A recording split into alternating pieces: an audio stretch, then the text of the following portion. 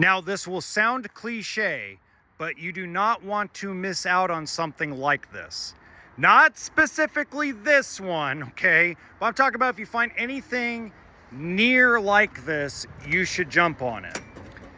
This is a pre-owned 2011 Winnebago Vista 30W.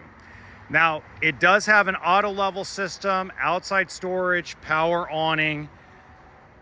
Now, what made the Winnebago Vista so unique was the fact that this floor plan has two opposing slide outs and it's only 31 feet tip to tip. So if you took a tape measure to this motorhome, it would measure out right at 31 feet.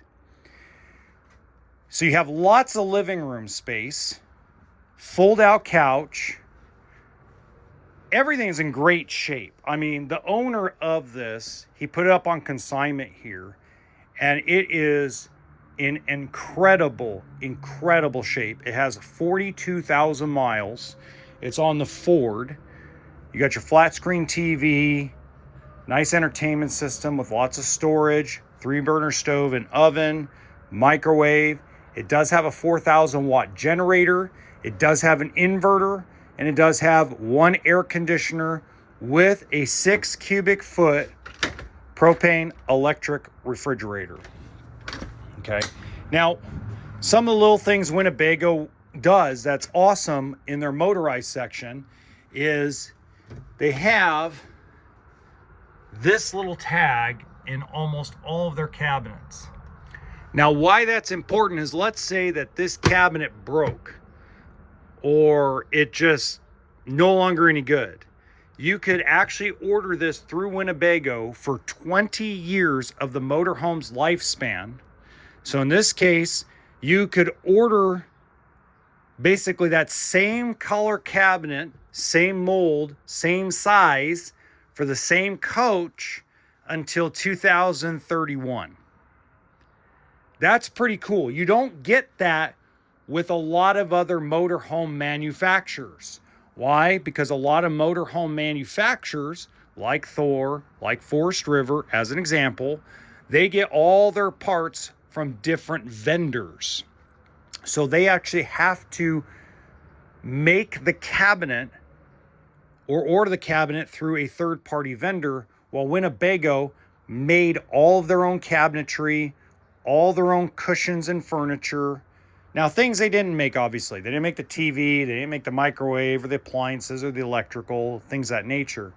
But we used to say about 70% of a Winnebago was actually really manufactured in the United States of America. It did not come from third-party companies or China. That was one of the biggest selling points of Winnebago. The downside to Winnebago is it is so cookie cutter and butt ugly that you had to sell the story of made in America. That's the part that really sucked. They didn't have the pizzazz, the glamour, the bling. When you walked into them, you went, it's okay.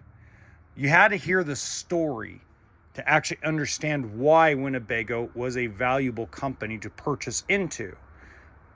From a service standpoint, and I'm not talking about Grand Design, I'm not talking about Winnebago towables because, well, that's a different story. But Winnebago Motorized was such a wonderful treat to work with in warranty.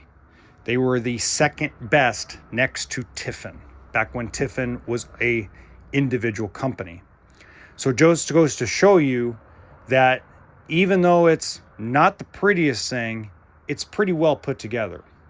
Now, you'll probably see that the listing price at the time of recording is $36,000. Don't pay attention to that. Pay attention to whatever price is on the website, because the consumer, the consignor, actually controls the pricing. Until next time, remember that RV always stands for toolkit and sense of humor.